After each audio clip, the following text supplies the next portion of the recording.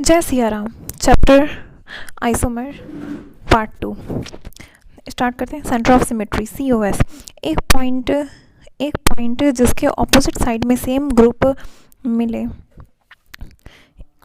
एक पॉइंट जिसके opposite side में सेम ग्रुप मिले डायगनली, मतलब diagonally opposite, in ring with even number of carbon. In ring में इवन नंबर ऑफ कार्बन होना चाहिए, तो उसके बाद ढूंढेंगे। ओके, तो फिर यहाँ पे इधर ब्रोमीन है, इधर भी ब्रोमीन, ये सॉलिड में और ये डैश में। यहाँ पे सेंटर ऑफ सिमेट्री प्रेजेंट है, यस।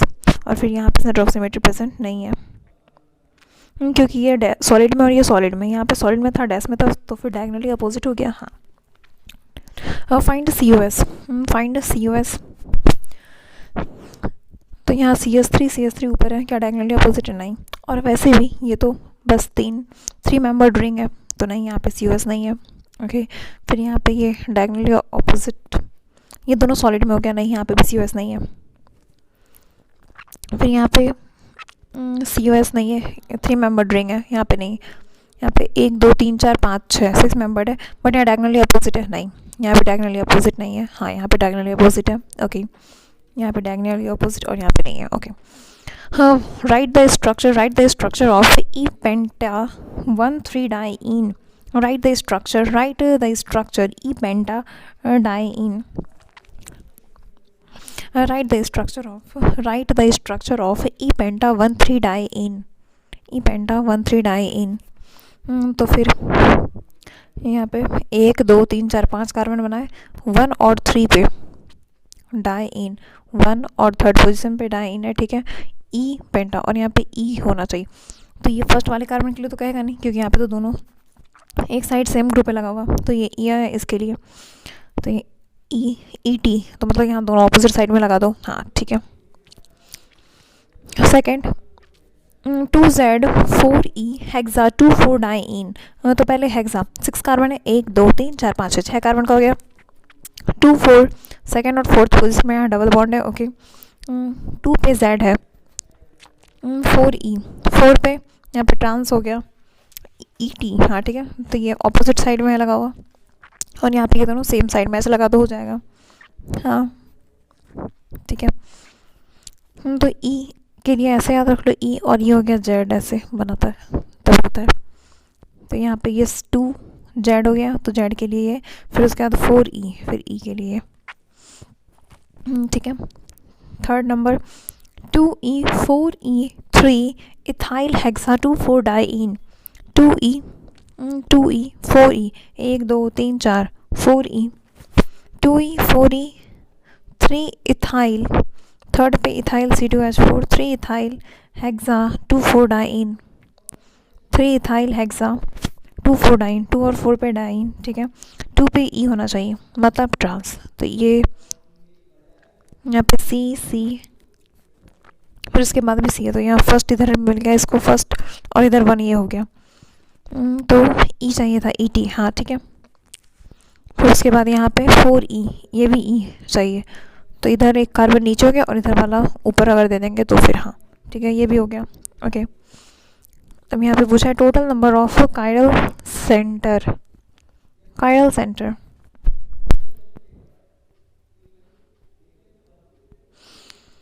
यहाँ पे ये तो चला गया, sp2 ऐसे भी, तो ये sp2 हो गया। ये भी sp2 है, और यहाँ पे ये कार्बन जो है OH, तो हाँ, ये हो गया। तो यहाँ पे बस एक है, नंबर ऑफ कायरल कार्बन 1 है।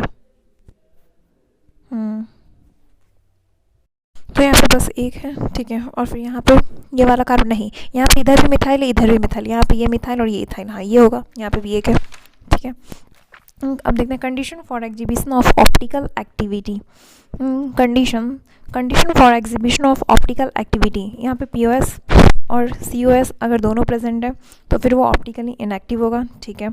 अगर POS प्रेजेंट है और COS प्रेजेंट नहीं है तो ये ऑप्टिकली इनएक्टिव। कोई भी एक प्रेजेंट है, यहाँ पे POS नहीं है, COS है, तो फिर ये ऑप्टिकली इनएक्टिव। जब दोनों प्रेजेंट नहीं है, ना POS ना COS, तो इसे कहेंगे ये ऑप्टिकली एक्टिव है। जब दोनों प्रेजेंट ना हो, ना POS ना COS, देन ये ऑप्टिकली एक्टिव होगा। ओके, अब देखते हैं कुछ OP पॉइंट। अगर कंपाउंड कंपाउंड दो तरह का हो सकता है, या तो वो असाइक्लिक हो या फिर साइक्लिक हो, ठीक है। Acyclic open chain, acyclic open chain है अगर, acyclic acyclic open chain, acyclic अगर ओपेन चेन है, then check chiral carbon, check chiral carbon, chiral carbon check किए, अगर वो कायरल कार्बन इक्वल टू 1 है तो वो compound is optically active, compound is always optically active अगर कायरल कार्बन एक है तो, ठीक है। एसाइक्लिक की बात हो रही है, असाइक्लिक मतलब ओपेन चेन की बात हो रही है, ठीक है। अगर कायरल कार्बन 0 है तो कुछ स्पेशल केस आगे हम लोग पढ़ेंगे, क्यूमिलीन हो गया, बाइफिनाइल एटसेट्रा, ठीक है। और फिर अगर chiral carbon greater more than 1 है, अगर कायरल कार्बन मोर देन 1 है, then check POS, plane of symmetry, अगर प्लेन ऑफ सिमेट्री प्रेजेंट है तो फिर वो ऑप्टिकली इनएक्टिव होगा, अगर प्लेन ऑफ सिमेट्री प्रेजेंट नहीं है चेक पीओएस, अगर है तो फिर वो ऑप्टिकली इनएक्टिव, अगर पीओएस नहीं है तो वो ऑप्टिकली एक्टिव, हाँ अगर पीओएस नहीं है तो। हम देखते हैं कंपाउंड असाइक्लिक हो गया, साइक्लिक, अगर कंपाउंड साइक्लिक है तो यहाँ पे चेक कायरल कार्बन, अगर साइक्लिक है तो फिर check chiral carbon, chiral carbon अगर 1 है तो फिर always optically active, chiral carbon अगर 1 है, कायरल कार्बन अगर 1 है तो फिर ऑलवेज ऑप्टिकली एक्टिव होगा। कायरल कार्बन अगर 1 है, कायरल कार्बन अगर 1 है तो फिर ऑलवेज ऑप्टिकली एक्टिव। अगर साइक्लिक है, साइक्लिक है, साइक्लिक में check chiral carbon, chiral carbon 1 है तो वो always optically active. Chiral carbon अगर 0 है तो फिर check special cases, chiral carbon अगर 1 है तो फिर always optically active, chiral carbon 1 है always optically active, chiral carbon 1 है तो ऑलवेज ऑप्टिकली एक्टिव, ठीक है। कायरल कार्बन अगर 0 है तो फिर check special cases, chiral carbon अगर 0 है, कायरल कार्बन अगर है ही नहीं तो फिर चेक स्पेशल केसेस, ठीक है। कायरल कार्बन 1 है तो always optically active, chiral carbon अगर ग्रेटर देन 1 है, मोर देन 1 है तो फिर चेक साइज ऑफ रिंग, अगर ऑड नंबर में है ring, ring check size of ring, अगर ऑड नंबर में है देन चेक पीओएस, अगर पीओएस प्रेजेंट है मतलब ऑप्टिकली इनएक्टिव, अगर पीओएस एब्सेंट है तो ऑप्टिकली एक्टिव, ओके। अगर इवन नंबर में है then check POS and COS, जब दोनों में से कुछ नहीं होगा देन ये होगा optically active, otherwise optically inactive, okay. अब देखते हैं एग्जाम्पल। तो ये तो एक कायरल है, ऑप्टिकली एक्टिव होगा, ठीक है। यहाँ पे 2 कायरल कार्बन है, सिमेट्री ने पीओएस नहीं है, ऑप्टिकली एक्टिव हो गया। यहाँ पे एक कायरल है और ये इवन नंबर में सिमेट्री नहीं है प्रेजेंट तो ये ऑप्टिकली एक्टिव। पीओएस है, हाँ है, प्लेन ऑफ सिमेट्री प्रेजेंट तो ऑप्टिकली इनएक्टिव। यहाँ पे लिए पीओएस सेम है दोनों साइड तो ऑप्टिकली इनएक्टिव, ओके। और जिस प्लेन में लेते हैं, जो प्लेन लेते हैं उसकी तो एटम ऐसे भी कंसिडर नहीं की जाती, ठीक है। अब यहाँ पे एम ई ऊपर और नीचे बना हुआ, एक तो सीओएस ऐसे भी दिख रहा, हाँ सीओएस दिख रहा, तो ये रिंग है, इवन नंबर है, सीओएस प्रेजेंट है, हाँ ऑप्टिकली इनएक्टिव हो गया, ओके। 2 क्लोरोब्यूटेन, 2 क्लोरोब्यूटेन तो यहाँ Cl इधर H, तो ये कार्बन हो गया ऑप्टिकली एक्टिव, मतलब कायरल कार्बन प्रेजेंट और एक ही कायरल कार्बन तो ये हो गया ऑप्टिकली एक्टिव, ठीक है।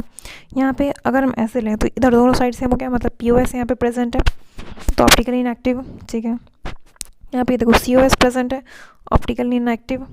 यहाँ पे इधर ऊपर ब्रोमीन है और ये, बट दोनों साइड आयोडीन है तो हम इस प्लेन से ऐसे काटेंगे तो दोनों साइड तो सेम हो गया, तो पीओएस यहाँ प्रेजेंट है, optically inactive, okay. OP point, OP point chiral और कायरल कंपाउंड, कायरल और कायरल कंपाउंड मतलब क्या होता है, ऑप्टिकली एक्टिव, ना कि कायरल कार्बन और कायरल सेंटर, ठीक है। कायरल और कायरल मॉलिक्यूल अगर पूछा है तो वो मतलब ऑप्टिकली एक्टिव के बारे में पूछा गया है, ना कि कायरल कार्बन कितना है या फिर कायरल सेंटर कितना है, ओके। अगर अकायरल और अकायरल मॉलिक्यूल पूछा है तो फिर ऑप्टिकली इनएक्टिव पूछा गया है, okay. Select object which are achiral due to presence of a plane of symmetry as well as center of symmetry, okay. Cis cyclopent 1,2 dicarboxylic acid, cyclopentane, तो ये पहले साइक्लोपेंटेन बन गया, ठीक है। सिस दोनों सेम साइड में है और 1,2 यहाँ पे दोनों साइड में है, ठीक है। यहाँ पे सिमेट्री प्रेजेंट है, हाँ पीओएस प्रेजेंट है, बट यहाँ पे सीओएस नहीं है प्रेजेंट, ओके। क्वेश्चन में है दोनों जिसमें हो, तो तो यहाँ पे ऐसे कट करो तो यहाँ पे COS भी आ गया और POS भी, ठीक है। यहाँ पे भी हाँ डायगोनली ऑपोजिट पे है प्रेजेंट, और POS भी दोनों है, ये भी हो गया। फिर ये cis 1,2 डाइब्रोमो साइक्लोप्रोपेन, साइक्लोप्रोपेन बन गया 1,2 और सिस दोनों सेम साइड पे, ऐसे कट करेंगे। हाँ POS है बट COS नहीं है, ओके। अब देखते हैं RS configuration. RS configuration R हो गया ये रेक्टस क्लॉकवाइज, रेक्टस ये क्लॉकवाइज है, ठीक है। S सिनिस्टर ये एंटी क्लॉकवाइज है। R ये रेक्टस हो गया क्लॉकवाइज, R ये रेक्टस हो गया क्लॉकवाइज, S हो गया sinister anticlockwise configuration. R हो गया रेक्टस क्लॉकवाइज, R हो गया ये रेक्टस क्लॉकवाइज, ठीक है। S हो गया sinister anticlockwise configuration, RS configuration. Clockwise R, clockwise R, clockwise R, clockwise R, और S sinister anticlockwise, sinister anticlockwise. Case first in Fischer projection formula, case first in Fischer, इसमें यहाँ पे CIP rule लगाते हैं 1 2 3 4 numbering करते time CIP rule के according करते हैं numbering, okay. R clockwise, S anti clockwise, R है क्लॉकवाइज के लिए, R है क्लॉकवाइज के लिए, R है क्लॉकवाइज के लिए, S एंटी क्लॉकवाइज के लिए, ठीक है। Case first in Fischer projection formula, case first in Fischer projection formula, यहाँ पे 1 2 3 4। Case first in Fischer projection formula, तो पहले नंबरिंग स्टार्ट करो। तो सबसे ज़्यादा हाँ ब्रोमीन का 1 हो गया, 2 3 और हाइड्रोजन 4, तो ये 1 2 3 clockwise R, clockwise R,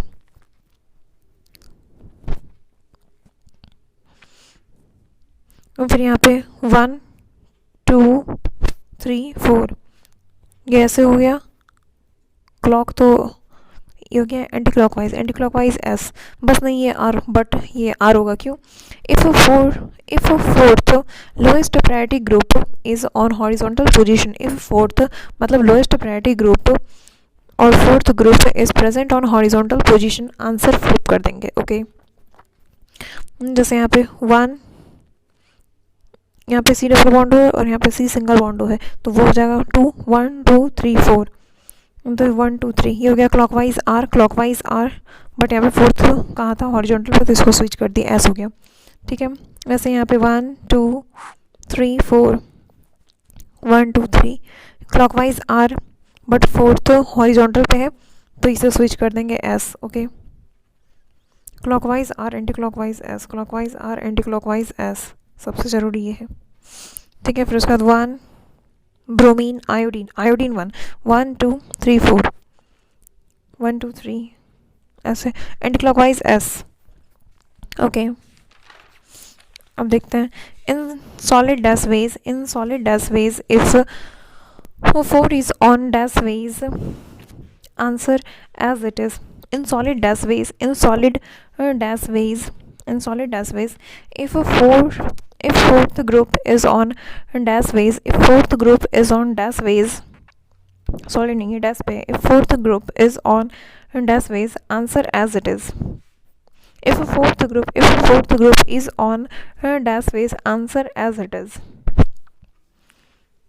in solid dash ways, if fourth is on dash ways, then answer as it is।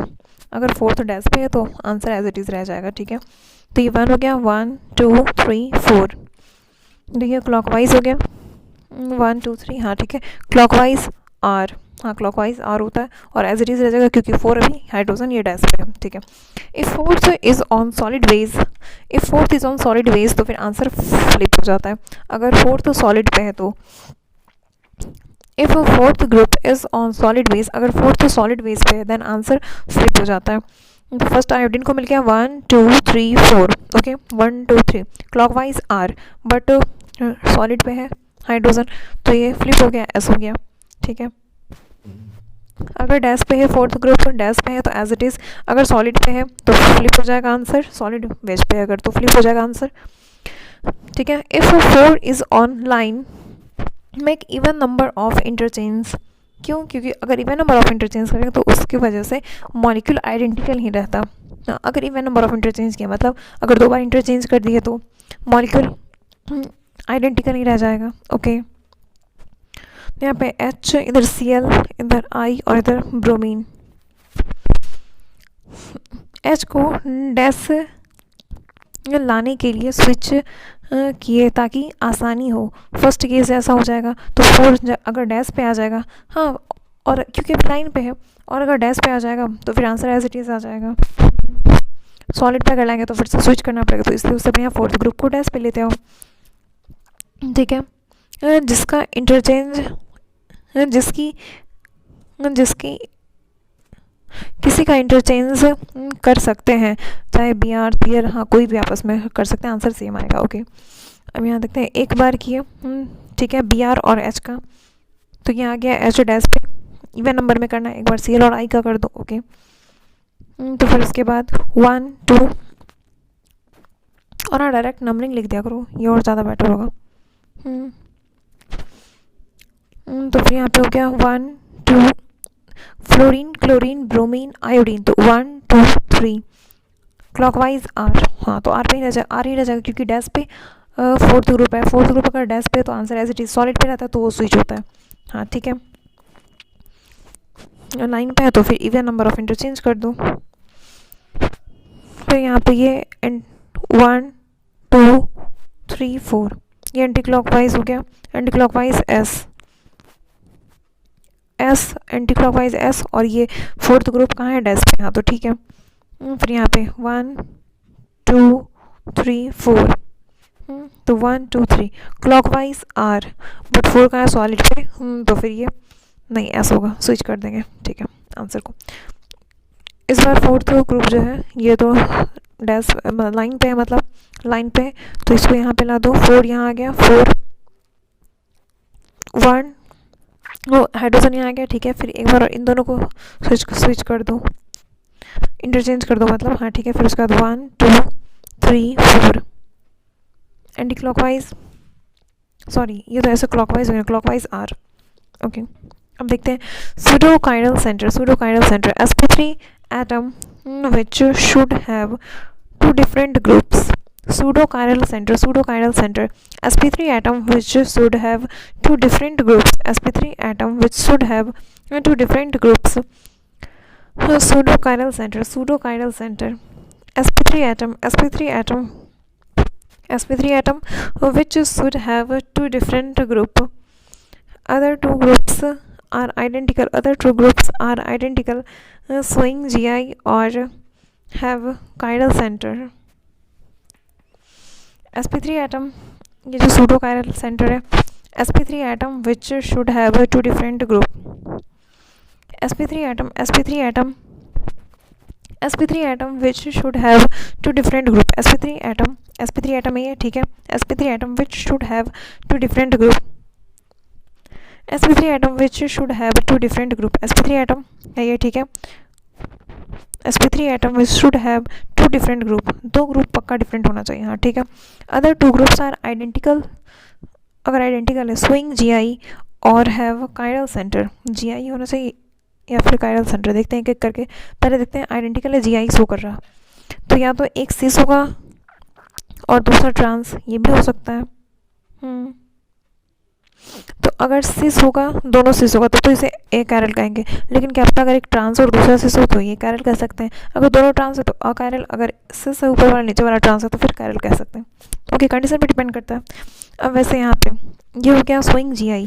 अब हैव कायरल सेंटर, अगर कायरल सेंटर है तो, अगर कायरल सेंटर है देन क्या पता ये आर हो और नीचे वाला भी आर हो तो ये अकायरल होगा, अगर ऊपर वाला आर नीचे वाला ऐसा है तो कायरल, अगर ऊपर वाला एस नीचे वाला आर है तो कायरल, अगर दोनों ऐसे तो अकायरल, तो ये depending on that.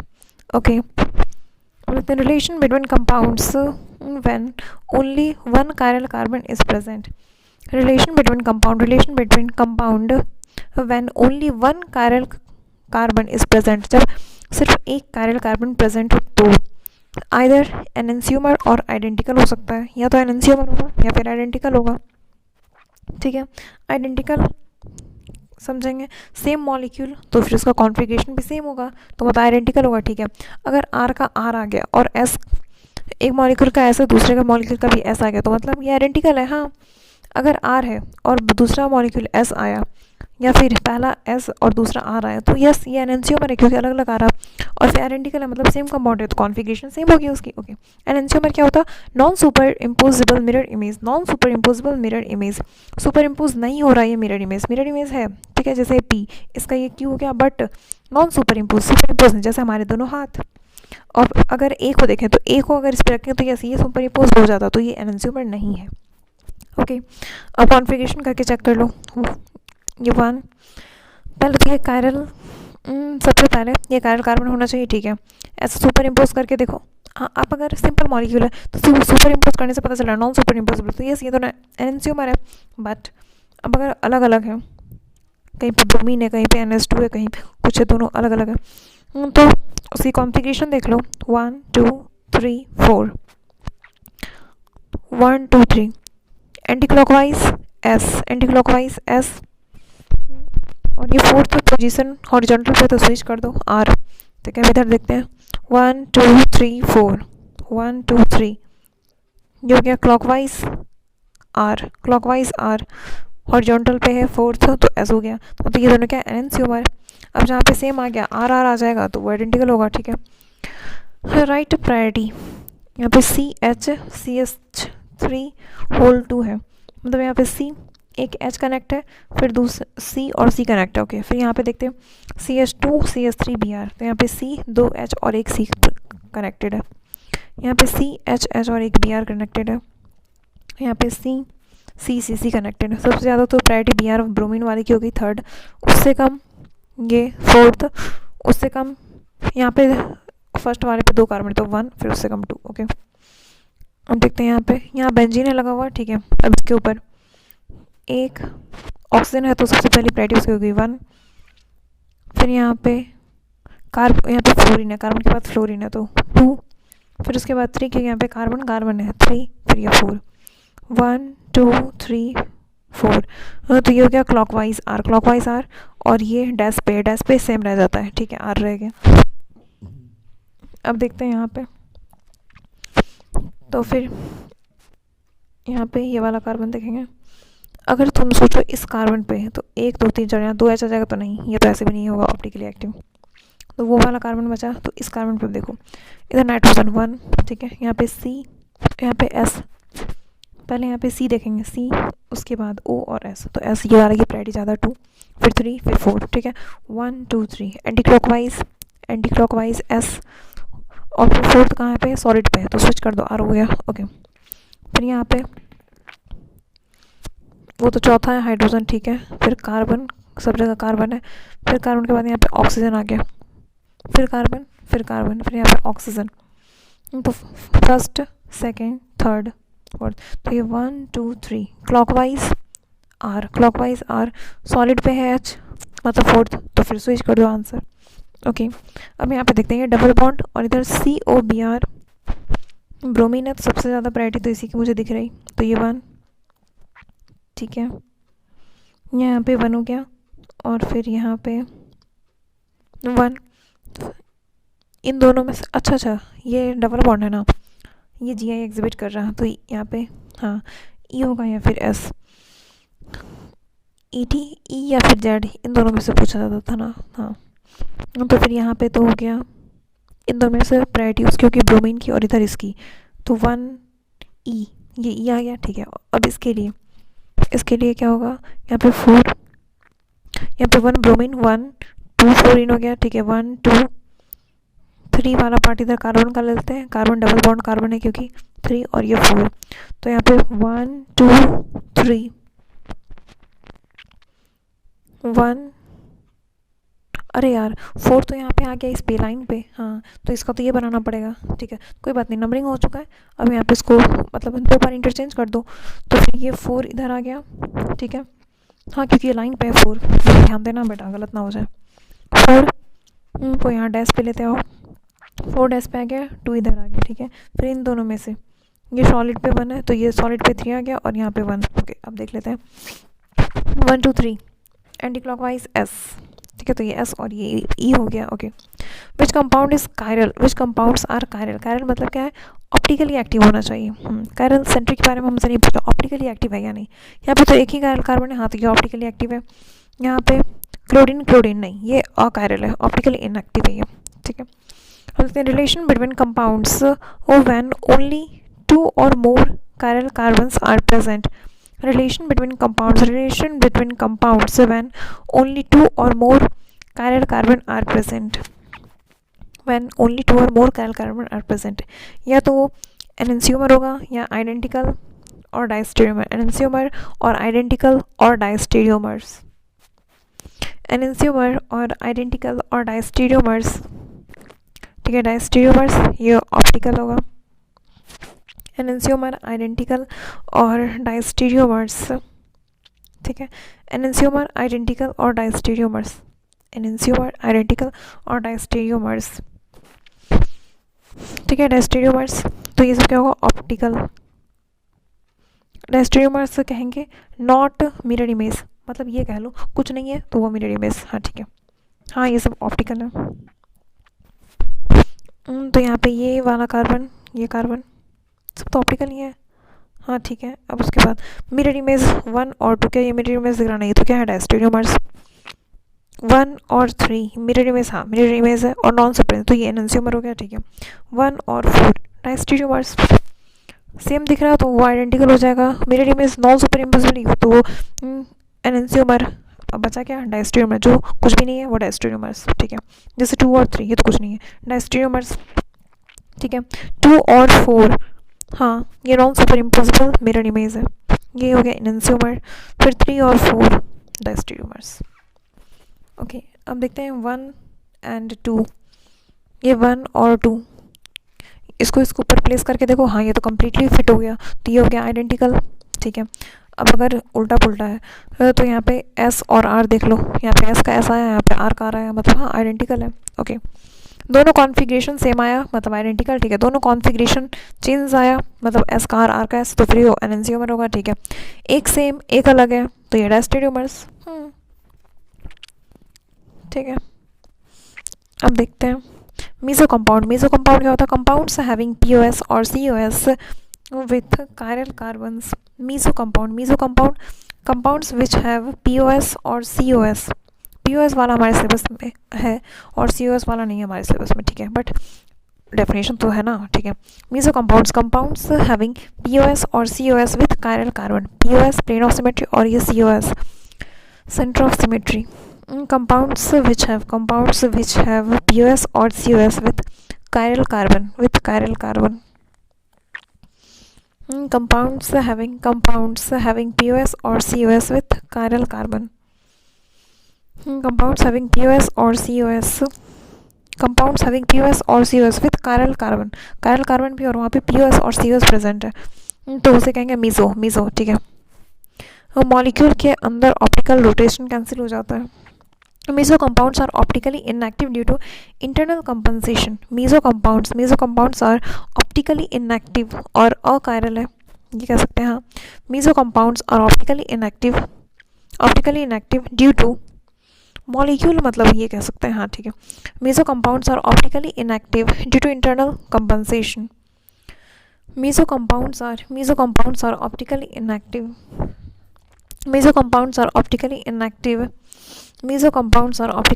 Due to internal compensation. Molecule के अंदर एक दूसरे को कैंसिल आउट कर दिया, तो फिर that's why meso compounds are optically inactive हो गया। कायरल होना चाहिए, कायरल सेंटर, कायरल कार्बन होना चाहिए, और या तो यहाँ पे POS और COS प्रेजेंट है तो वो मीसो कंपाउंड हो गया, ठीक है। तो ये ऑप्टिकली इनएक्टिव होता, ऑप्टिकली मीसो है तो ये ऑप्टिकली इनएक्टिव होगा क्योंकि इंटरनल कंपनसेशन हो जाता, एक दूसरे को कैंसिल आउट कर देता, ओके। जैसे ये दोनों कायरल है, ठीक है, यहाँ पे प्लेन ऑफ सिमेट्री प्रेजेंट है, तो ये प्लेन ऑफ सिमेट्री प्रेजेंट है, तो ऊपर वाला अगर ऑप्टिकल रोटेशन अगर थीटा +30 है तो नीचे वाला -30, तो नेट थीटा 0 हो गया। दैट्स वाई सबसे पहले चेक करेंगे कायरल कार्बन प्रेजेंट है, ठीक है, कायरल कार्बन 2 को प्रेजेंट है, उसके बाद POS प्रेजेंट है, यस, देन ये क्या हो गया, मीसो। अगर POS प्रेजेंट तो ये मॉलिक्यूल कैसा हो गया, ऑप्टिकली इनएक्टिव। कायरल कार्बन देखना फिर POS देखना तो वो मीसो हो जाएगा, ठीक है। यहाँ पे 3 कायरल कार्बन है, ओके, यहाँ पे POS प्रेजेंट है, यस, तो ये मीसो हो गया, ऑप्टिकली इनएक्टिव, ठीक है। यहाँ पे 2 कायरल कार्बन हो गया, 1 2 3 4, हाँ ठीक है। और यहाँ POS प्रेजेंट है, हाँ तो ये मीजो हो गया ऑप्टिकली इनएक्टिव। अगर ये ऐसा है कंपाउंड तो ऐसे अगर काट देंगे, पहले कायरल कार्बन देखो, कायरल कार्बन है प्लेन ऑफ सिमेट्री है तो देख लिया। कायरल कार्बन देखो 1 2 3 4, हाँ तो कायरल कार्बन तो ये दोनों तो कायरल कार्बन नहीं है। हाँ और ये ऐसे भी कायरल कार्बन नहीं है क्योंकि इधर भी मिथाइल आ गया इधर भी मिथाइल, तो ये मीजो ही नहीं है। A meso compound has molecule which are superimposable on their mirror image. Meso compounds has molecule which are superimposable on their mirror image. अच्छा ठीक है, तो सबसे पहले कायरल कार्बन देखो, 2 और मोर कायरल कार्बन, फिर उसके बाद POS चेक करो, ठीक है, देन मीजो कहेंगे उसे। यहाँ पे कायरल कार्बन है, हाँ ठीक है कायरल कार्बन है, यस। क्या यहाँ पे प्लेन ऑफ सिमेट्री प्रेजेंट है? इधर CS3 इधर है, ऐसे तो भी नहीं दिख रहा। इवन नंबर ऑफ इंटरचेंज अगर किए देन, क्योंकि सेम ग्रुप तो है तो इसको इधर कर दिए तो H इधर आ गया, ठीक है। फिर ये तो इवन नंबर ऑफ इंटरचेंज करने पे हाँ ये तो आ गया, यहाँ पे प्लेन ऑफ सिमेट्री में दिख गया, तो ये क्या है मीजो। और अगर इवन नंबर ऑफ इंटरचेंज करके नहीं पता चल रहा देन, क्योंकि सेम मॉलिक्यूल प्रेजेंट है और वो इधर उधर है, हाँ तो फिर ये दोनों की अगर ऊपर वाला S आया और नीचे वाला R, मतलब हाँ दोनों का रोटेशन डिफरेंट है, तो यस ये POS यहाँ प्रेजेंट है और ये हो गया मीजो। यहाँ पे कायरल कार्बन है, ठीक है। अब इसका देखो ये एक S आया एक R आया, मतलब यस यहाँ पे प्लेन ऑफ सिमेट्री प्रेजेंट है। अगर दोनों ऑपोजिट आ रहा तो प्लेन ऑफ सिमेट्री प्रेजेंट है और ये हो गया मीजो। ओके, देखो मीजो की मिरर इमेज आइडेंटिकल होती है, मीजो की मिरर इमेज आइडेंटिकल होती है, मीजो की मिरर इमेज आइडेंटिकल होती है।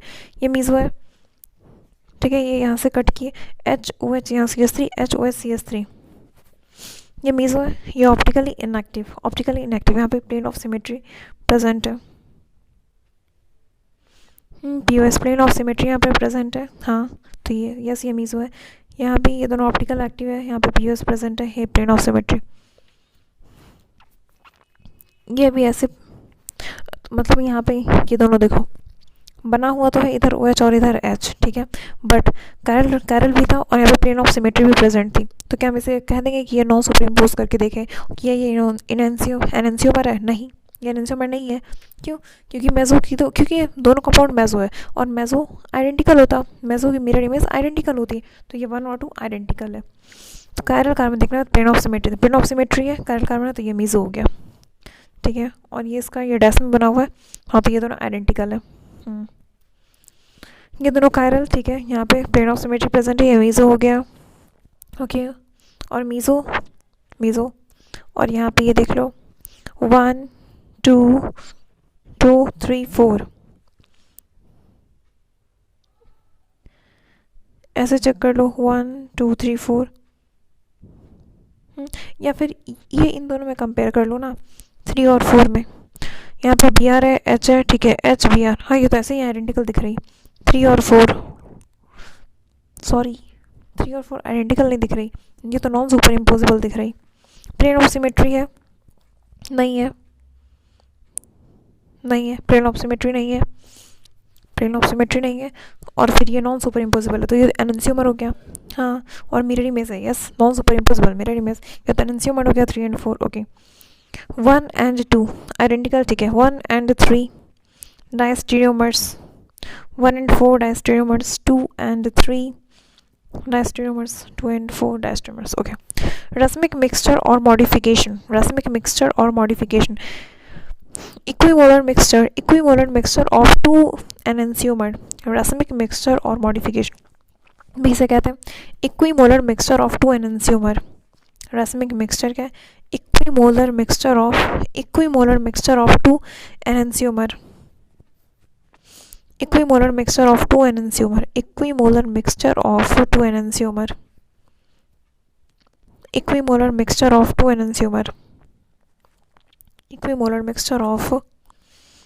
Equimolar mixture of 2 enantiomer. उसे कहते हैं रस्मिक मिक्सचर, ठीक है। Racemic mixture is optically inactive due to external compensation, क्योंकि टू डिफरेंट कंपाउंड के ऑप्टिकल रोटेशन को एक दूसरे को कैंसिल आउट कर रहा है। Okay, each enantiomer is optically active. Each enantiomer is optically active. Each enantiomer is optically active. Each enantiomer is optically active. हाँ, enantiomer तो optically active ही है। यहाँ पे CS3 HBr BrH, ये दोनों देखने से तो लग रहा प्लेन ऑफ सिमेट्री प्रेजेंट है, नहीं। ये क्या है, एनेंशियोमर है, 1 and 2 एनेंशियोमर, 1 ऑप्टिकल एक्टिव है, हाँ। ये 2 ये भी ऑप्टिकली एक्टिव है। अगर मान लो एक को डेक्स्ट्रो तो दूसरा क्या होगा, लीवो, तो नेट थीटा क्या हो गया, 0। मतलब जब 1 और 2 दोनों को मिक्स कर दिया तो ये रस्मिक मिक्सर बन गया, और रस्मिक मिक्सर ये ऑप्टिकली इनएक्टिव होता है। यस। रिजोल्यूशन क्या होता है, separation of enantiomer from racemic mixture is called resolution. Separation of enantiomer from racemic mixture is called resolution. Separation of enantiomer mixture from racemic mixture is called resolution. Separation of enantiomer from racemic mixture is called resolution. Separation of enantiomer from racemic mixture is called resolution. जैसे ये था optically inactive था, अब इसको resolution, दोनों को अलग अलग कर लिया। हाँ, ये दोनों तो ऑप्टिकली एक्टिव है ही, ठीक है। Optical and specific rotation, theta observed rotation है, सी क्या हो गया, कॉन्सेंट्रेशन ग्राम पर ml, ठीक है। एल लेंथ हो गया, ये डीएम में देखते हैं, ठीक है। Specific rotation alpha equals to theta upon C into L, optical and specific rotation, specific rotation alpha होता है, ठीक है। Alpha equals to theta upon C into L, theta क्या है, ऑब्जर्व्ड रोटेशन, सी हो गया कॉन्सेंट्रेशन ग्राम पर ml, थीटा हो गया ऑब्जर्व्ड रोटेशन, सी हो गया कॉन्सेंट्रेशन ग्राम पर ml, थीटा हो गया ऑब्जर्व्ड रोटेशन, सी हो गया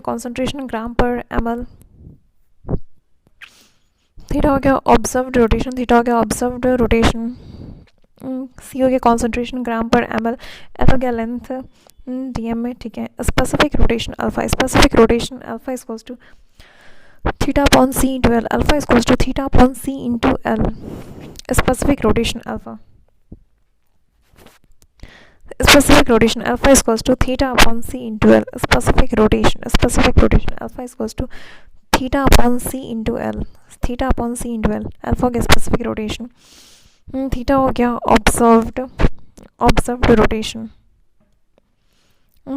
ऑब्जर्व्ड रोटेशन, सी हो गया कॉन्सेंट्रेशन ग्राम पर ml, में, ठीक है। एल लेंथ हो गया डीएम में। When an optically active compound is placed in a 10 dm tube is present 20 ग्राम, ठीक है। और सी क्या होता है, सी कॉन्सेंट्रेशन ग्राम पर ml में लेते हैं, ठीक है। तो 20 ग्राम इंटू 100 ml, ठीक है, ये सी आ गया। Rotates the PPL by 30 degree, ये थीटा है ऑब्जर्व्ड रोटेशन, हाँ थीटा है ऑब्जर्व्ड रोटेशन 30 डिग्री, ठीक है। Calculate the specific rotation alpha theta upon C into L, C gram पर ml, हाँ ठीक है, ये फाइंड आउट कर लिए। और अब क्या पूछा, calculate the specific rotation and the angle of rotation of if even solution is diluted to 1 litre, अगर डाइल्यूट करके 1 लीटर कर देंगे तो कितना होगा। तो ये स्पेसिफिक हमेशा लेते हैं 1 यूनिट के लिए, तो स्पेसिफिक रोटेशन है, मतलब सी इक्वल्स टू 1 ग्राम पर ml है, तो फिर यहाँ पे L क्या हो जाएगा, L हो जाएगा 1 dm, हाँ इसको 10 से मल्टीप्लाई कर दो, मतलब C इक्वल्स टू 1 ग्राम पर ml, और हो गया L इक्वल्स टू 1 dm जब आता है तो यहाँ पे अल्फा बराबर थीटा आता है, ठीक है। हाँ क्योंकि ये तो स्पेसिफिक है, तो alpha equals to theta upon C into L हो गया, तो अल्फा कितना आया 30, और ये स्पेसिफिक है, मतलब 1 ग्राम के लिए यूनिटी के लिए लेते हैं, ठीक है। तो ये 30 बराबर थीटा अपॉन, ये ना पूछा एंगल कितना रोटेट करेगा, तो फिर थीटा अपॉन 20 अपॉन 1 लीटर अब है, तो एम एल में इसको कन्वर्ट कर दो, तो फिर ये हो जाएगा 20 ग्राम बटा 20 बटा 1000 इंटू 10 DM। तो ये हाँ ये DM में ही लेता है, ठीक है। तो यहाँ से आ गया थीटा हो गया 6 डिग्री, ठीक है। अब डीएल कॉन्फ़िगरेशन, डीएल फैमिली है यूज्ड फॉर कार्बोहाइड्रेट, ठीक है। डी फैमिली मोस्टली हमें देखने को मिलता है, okay. Basic unit D, basic unit D glyceraldehyde, basic unit D glyceraldehyde.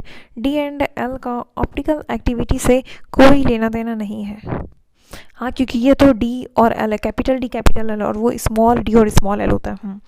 Basic unit D glyceraldehyde, basic unit D glyceraldehyde, basic unit D glyceraldehyde. D and L का optical activity से कोई लेना देना नहीं है। डी एंड एल का optical activity से, D and L का ऑप्टिकल एक्टिविटी से कोई लेना देना नहीं है, क्योंकि डीएल और फैमिली बस बता रहा, ठीक है। Highest oxidised group must be on the top and maximum carbon vertical line पे होना चाहिए, मैक्सिमम कार्बन वर्टिकल लाइन पे होना चाहिए, ठीक है। और फिर मैक्सिमम और हाईएस्ट ऑक्सीडाइज्ड ग्रुप जैसे एल्डिहाइड हो गया, ये ऊपर रहना चाहिए, ठीक है। Highest oxidised group must be on top, highest oxidised group ये टॉप पे है, ठीक है। Highest oxidised group must be on top and maximum carbon on vertical पे होना चाहिए। उसके बाद देखेंगे लास्ट कायरल कार्बन देखेंगे, अगर बहुत सारा है, अगर एक है तो ठीक है उसी में। अगर लेफ्ट साइड OH है तो L, अगर राइट साइड OH है तो D, राइट साइड OH है तो इसे D कहेंगे, ठीक है। यहाँ पे लेफ्ट साइड OH है L। When chiral carbon more than 1, एक से ज़्यादा chiral carbon present, then check last chiral carbon. तो लास्ट कायरल कार्बन यहाँ पे OH, लेफ्ट साइड पे OH है तो L हो गया, ठीक है। यहाँ पे राइट साइड पे है तो ये D हो गया। अब यहाँ देखते हैं COH है, यहाँ पे इधर है, और अच्छा यहाँ पे ये डायग्राम बनाना था, पूछा था किसके बारे में, टार्ट्रिक एसिड D प्लस, तो ये हो तो बता रहा डेक्स्ट्रो रोटेटरी, ठीक है, D है। इधर राइट साइड में, तो राइट साइड में लास्ट कार्बन को बना देंगे OH, और टार्ट्रिक एसिड में यहाँ पे होता COH, OHH, CHOH, और यहाँ पे COH, ठीक है। अब देखते हैं, ये कंपाउंड दिया हुआ था CS2OH, यहाँ पे OHH, और यहाँ पे CHO है। तो अभी तक जिसमें देख रहे थे एल्डिहाइड एसिड, ये सब ऊपर रहता है। तो फिर इसको 180 रोटेट कर देंगे, 180 रोटेट करने से कुछ भी चेंज नहीं होता। कंपाउंड को 180 रोटेट करने पे कॉन्फ़िगरेशन चेंज नहीं होता, तो इसको 180 रोटेट कर दिए। तो यहाँ पे CS2OH नीचे आ गया, CH2OH नीचे आ गया, तो यहाँ पे HOH और CHO, तो OH किधर है, राइट साइड, तो ये D हो गया, ठीक है। अब देखते हैं इराइथ्रो और threo, erythro same group same side पे है तो फिर E, same group same side पे है तो E, ठीक है। सेम ग्रुप सेम साइड पे है तो ये E हो गया, सेम ग्रुप ऑपोजिट साइड पे है तो ये हो गया थ्रियो, ठीक है। थ्रियो ये हो गया, और इराइथ्रो ये सेम साइड पे है, यहाँ पे OH सेम साइड पे, ये इराइथ्रो हो गया, यहाँ पे ऑपोजिट साइड पे OH ये हो गया threo, okay. Valid for 2 chiral carbon only, okay. अब देखते हैं mesotartaric acid and D tartaric acids are mesotartaric acid, ये मेसो होना चाहिए, मतलब ऊपर में COH नीचे COH, ठीक है। फिर यहाँ पे HOH, तो ये मीसो हो गया, क्योंकि प्लेन ऑफ सिमेट्री चाहिए हमें, ठीक है। तो ये मीसो हो गया, और फिर यहाँ पे मीसो हो गया एक, और फिर दूसरा क्या गया, डी टार्ट्रिक एसिड COH, यहाँ पे HOH, इसी में दोनों में उल्टा जो करना कर दो। तो D ये तो बता रहा स्मॉल D है, ये तो बता रहा ऑप्टिकली एक्टिव, D और L बताता, हाँ ऑप्टिकली एक्टिव को बताता D और L। तो मीसो तो ऑप्टिकली इनएक्टिव होता है। अगर मैं ऑप्टिकली एक्टिव करना तो एक को पलटा दो, इधर H उधर OH कर दो, तो ये ऑप्टिकली एक्टिव हो गया। तो ये दोनों आपस में क्या है, डायस्टेरियोमर्स, 9 आइडेंटिकल है, 9 एंसियोमर, तो डायस्टेरियोमर्स हो गया, okay. D and L, small d and small l forms of an optical active compound differ in specific rotation. Yes.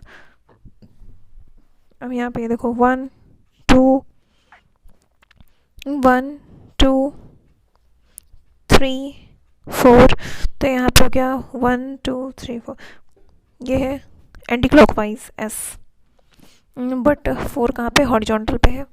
अगर 2 सॉलिड और 2 डैश है तो इसको बस सिंपल लाइन मान लेंगे, ठीक है। 10 फिर से प्रोजेक्शन फॉर्मूला की तरह ट्रीट करेंगे, ओके। अगर दोनों सॉलिड और दोनों डैश बना दिया है, 2 सॉलिड और 2 डैश हो तो, ठीक है। तो ये 4 तो हॉरिजॉन्टल पे आया, तो ये स्विच करके आर कर दिए, ठीक है। फिर यहाँ पे COH OH 1 2 3 4, ओके। तो ये हो गया क्लॉकवाइज आर, हॉरिजॉन्टल पे है तो ये एस हो गया, ये आर और ये एस आया, तो ये क्या हो गया, enantiomer, okay. Optically active resolvable compounds are resolvable compounds are optically active। resolvable compounds are resolvable मतलब कह रहा है resolvable compounds are, हाँ मतलब ऑप्टिकली एक्टिव पूछ रहा है, ठीक है। यहाँ पे हो गया कार्बन 1 2 3, हाँ ये भी कैरल है। यहाँ पे 1 2 3 4, हाँ ये भी कैरल है, 1 2 3। यहाँ पे आगे जाने पे डी, फिर यहाँ पे CN 1 2 3 4, ये कैरल है। वही तो इधर भी सी, इधर भी डी आ रहा ऊपर, यहाँ पे भी डी आ रहा।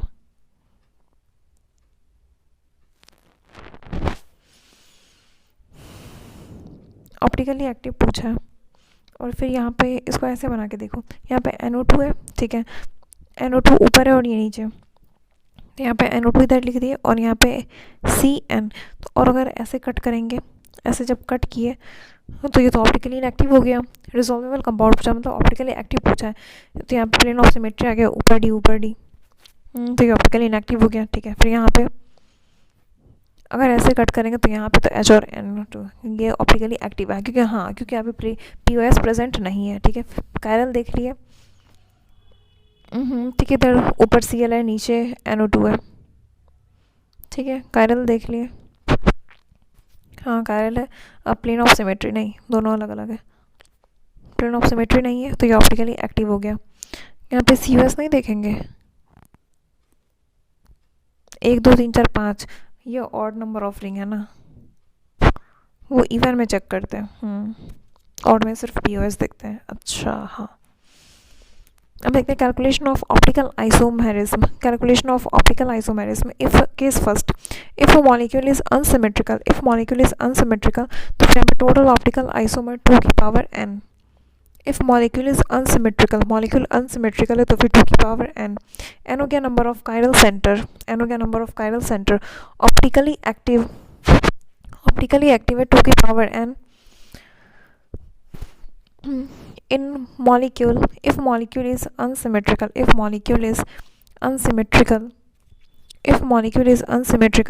total optical isomer 2 की पावर n।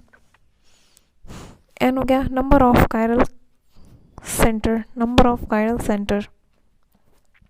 हाँ n क्या बता रहा है, नंबर ऑफ कायरल सेंटर। अब देखते हैं ऑप्टिकली एक्टिव इसमें से 2 की पावर n। अगर मॉलिक्यूल अनसिमेट्रिकल है, इफ मॉलिक्यूल इज अनसिमेट्रिकल, तो फिर टोटल ऑप्टिकल आइसोमर 2 की पावर n, और फिर टोटल ऑप्टिकल आइसोमर में मीजो भी काउंट आता है, मीजो और ऑप्टिकली एक्टिव दोनों काउंट आता है। किसमें, टोटल ऑप्टिकल आइसोमर में ऑप्टिकली एक्टिव प्लस मीजो दोनों काउंट करेंगे। टोटल ऑप्टिकल आइसोमर इसमें दोनों काउंट आता है, ठीक है। अगर मॉलिक्यूल असिमेट्रिकल है तो यहाँ पे तो मीजो होगा ही नहीं, मीजो तो सिमेट्री वाला को कहते हैं, ठीक है। तो यहाँ पे मीजो 0 हो गया, तो ऑप्टिकली एक्टिव कितना हो गया, टोटल ऑप्टिकल आइसोमर है, ठीक है। ऑप्टिकल आइसोमर है 2 की पावर n, अनसिमेट्रिकल में ऑप्टिकली एक्टिव कितना, 2 की पावर n, और ये मीजो ये 0 हो गया यहाँ पे, हाँ क्योंकि अनसिमेट्रिकल है। रेसमिक मिक्सचर कितना हो गया, तो फिर ऑप्टिकली एक्टिव अपॉन 2 की पावर n अपॉन 2, ठीक है। ये बताता पेयर ऑफ एनंसियोमर, यस। यहाँ पे अनसिमेट्रिकल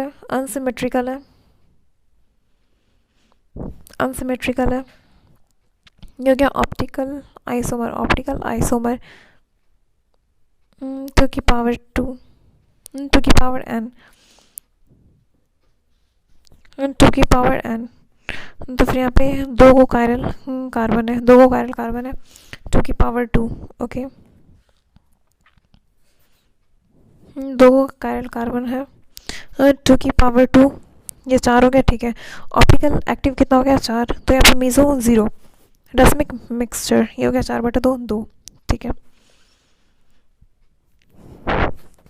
यहाँ पे CH3 ETHOH HOH,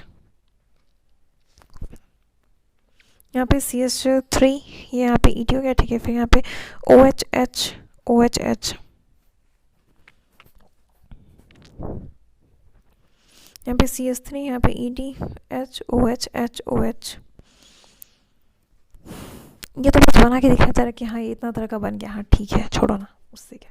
अब केस 2 देखते हैं। तो मतलब ये अनसिमेट्रिकल था, सबसे पहले ये देखेंगे, फिर पता कैसे करेंगे। ऑप्टिकल आइसोमर कितना, 2 की पावर n, और ऑप्टिकल आइसोमर अनसिमेट्रिकल वाले में ऑप्टिकल एक्टिव भी उतना ही होता है और मीजो 0 होता है। ठीक है, और racemic mixture optical active upon 2। Okay, case 2, if molecule is symmetrical. Case 2, if molecule is symmetrical, अगर मॉलिक्यूल सिमेट्रिकल है, if molecule is symmetrical n even है।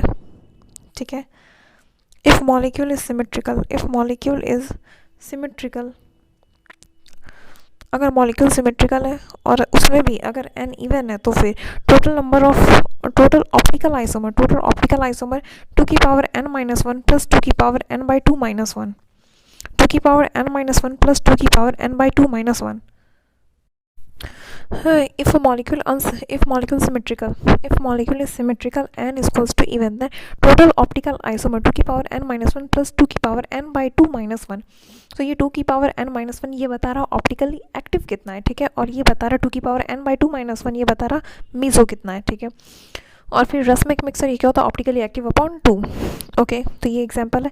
इधर देखो CH3 हाँ ठीक है, ये सिमेट्रिकल हो गया और यहाँ पे 2 कायरल सेंटर एन, यहाँ पे इवन आ गया 2। ठीक है, तो यहाँ पे टोटल ऑप्टिकल आइसोमर 2 की पावर n-1 प्लस 2 की पावर n/2 -1, ये टोटल ऑप्टिकल आइसोमर, तो 2 की पावर 1 प्लस 2 की पावर 0, तो 2 + 1 3।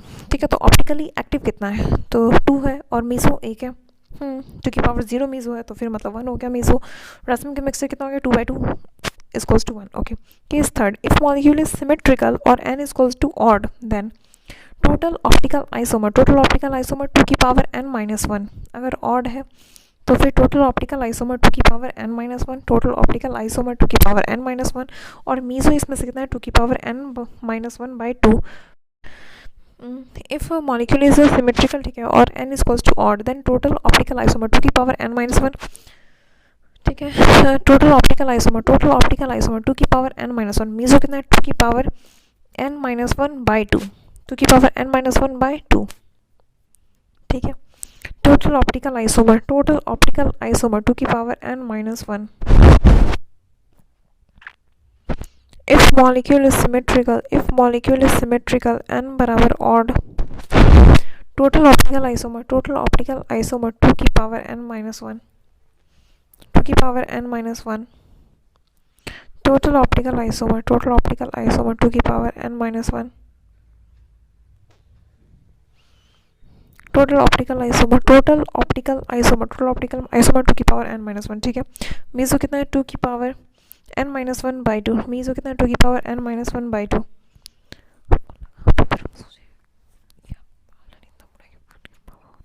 Optical active if molecule is symmetrical n is equals to odd, if molecule symmetrical है, ठीक है, और n अगर ऑड है, तो फिर टोटल ऑप्टिकल आइसोमर 2 की पावर n-1। ठीक है, और फिर यहाँ पे मीजो है 2 की power n-1/2। Okay, then optically active कितना बचा, तो फिर total optical isomer minus meso racemic mixture optical active upon 2। तो ये था जब ऑड हो तो, सिमेट्रिकल हो ऑड हो तो। यहाँ पे देखो सिमेट्रिकल है, हाँ ठीक है, n इक्वल्स टू 3 आया। ठीक है, 3 कार्बन है, तो n इक्वल्स टू यहाँ पे 3 आया, और यहाँ पे ये जो लेते हैं number of chiral centre n है। ठीक है, तो अब यहाँ ये देखते हैं, n हो गया नंबर ऑफ कायरल सेंटर। ठीक है, तो यहाँ पे n हो गया 3।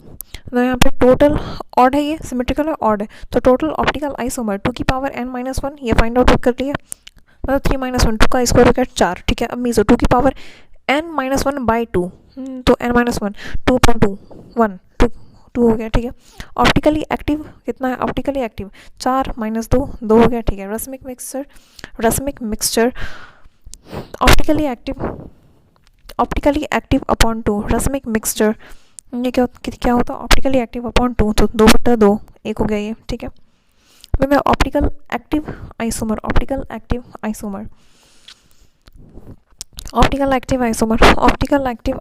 यहाँ पे CH यहाँ पे CH3 ठीक है, यहाँ पे CHCl तो यहाँ पे 3 है, सिमेट्रिकल है और ऑड है। ठीक है, 2 की पावर n-1 हो गया टोटल ऑप्टिकल आइसोमर। ठीक है, फिर मीजो हो गया 2 की पावर n-1/2। ठीक है, फिर optically active isomer total minus meso. Okay, अब देखते हैं ये CH3CH4 ठीक है, तो यहाँ पे n बराबर 4 है, और ये सबसे पहले ये देखो, ये अनसिमेट्रिकल है तो मीजो 0। हाँ, और मीजो ही पूछा गया, अनसिमेट्रिकल है तो meso 0। Total optical isomer optical active के बराबर होता है 2 की पावर n। ओके, हम देखते हैं calculation of stereo isomer when molecule is unsymmetrical, और हमारे सिलेबस में सिर्फ यही वाला है जब मॉलिक्यूल अनसिमेट्रिकल हो तो। ठीक है, calculation of stereo isomer when molecule is unsymmetrical, total stereo isomer equals to 2 की power n, total stereo isomer 2 की पावर n हो गया chiral centre plus stereogenic area, n is equals to chiral center plus stereogenic center। ये हो गया when molecule is unsymmetrical molecule है, total stereo isomer बराबर 2 की पावर n। हाँ, तो यहाँ पे n बराबर क्या है, chiral centre plus stereogenic area मतलब जो कि GI सोर्स कर रहा। हाँ, तो chiral centre plus stereogenic area यहाँ पे एक GI और ये एक कायरल है, तो यहाँ पे n बराबर 2 हो गया, तो 2 की पावर 2, और ये अनसिमेट्रिकल है।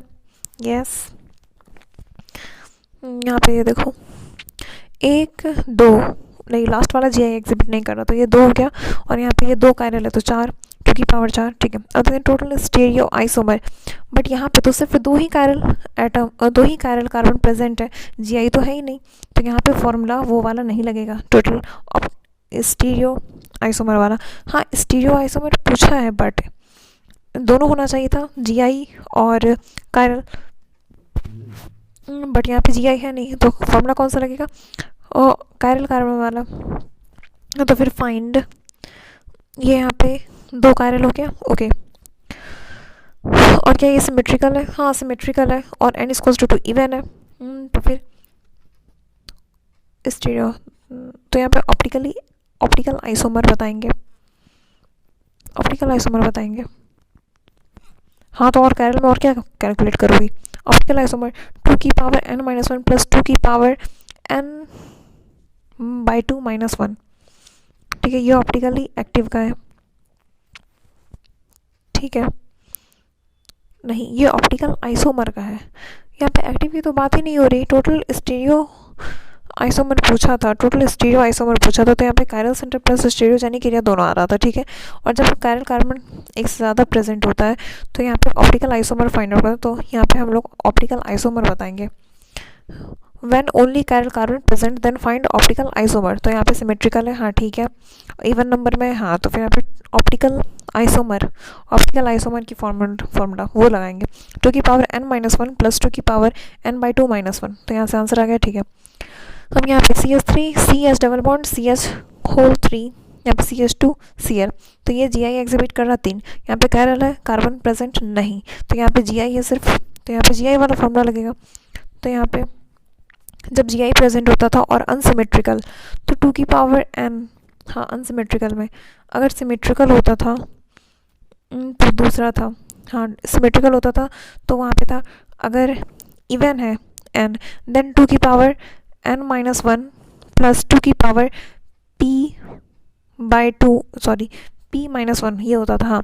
और p जब n इवन है तो p इक्वल्स टू n/2, अगर n ऑड है तो फिर p इक्वल्स टू n+1/2, हाँ। यस, बिल्कुल सही है। तो यहाँ पे ये हो गया अनसिमेट्रिकल, अनसिमेट्रिकल में 2 की पावर n होता, तो फिर 2 की पावर 3 हो गई, आंसर आ गई। Okay, find total number of stereo isomer. यहाँ पे ये 3 हो गया GI एग्जिबिट करने वाला, और इधर 2 GI एग्जिबिट, एक कैरल, तो ये हो गया 3 4 5 6, 2 की पावर 6। ओके, यहाँ पे 5 है, और ये सिर्फ, और ये अनसिमेट्रिकल है, 5 है। ऑप्टिकली एक्टिव पूछा, ऑप्टिकली एक्टिव, हाँ, ऑप्टिकली एक्टिव 2 की पावर n। सबसे पहली बात ये अनसिमेट्रिकल है, तो यहाँ मीस तो ऐसे नहीं होगा, अनसिमेट्रिकल है तो फिर 2 की पावर n टोटल आइसोमर, और ऑप्टिकल एक्टिव पूछा तो भी 2 की पावर n। यहाँ पे हाँ सिमेट्रिकल है, n बराबर 4, यहाँ पे टोटल GI सिमेट्रिकल है, 2 की पावर n-1 प्लस 2 की पावर p-1, इवन है तो फिर n/2। Okay, calculation of total number of isomer. Calculation of total number of isomer when molecular formula is given. यहाँ पे C4H10O है। Okay, total structural isomer, total structural isomer including stereo और एक excluding stereo, ठीक है, दो तरह का क्वेश्चन यहाँ पूछा जा सकता है। तो फिर C4H10O, तो यहाँ पे ये हो गया अल्कोहल, एक बार लास्ट में लगा है, फिर एक बार यहाँ बीच में लगा है, ये दो तरह का बन सकता है। और यहाँ पे ये कैरल है, ठीक है, तो ये 2 हो जाएगा, कैरल है तो एनंटियोमर पेयर, ठीक है, non super impossible mirror image, ठीक है। फिर यहाँ पे एक इधर ब्रांच हो गया, ठीक है, अब ये OH या फिर यहाँ डायरेक्ट लग गया तो ओके। फिर अब यहाँ पे O यहाँ लगा है, या फिर यहाँ पे इधर ब्रांच कर दो, या फिर इधर ये इधर दो कार्बन, ठीक है। तो टोटल 1 2 3 4 5 6 7, टोटल यहाँ पे 7 हो गया, एक्सक्लूडिंग स्टीरियो।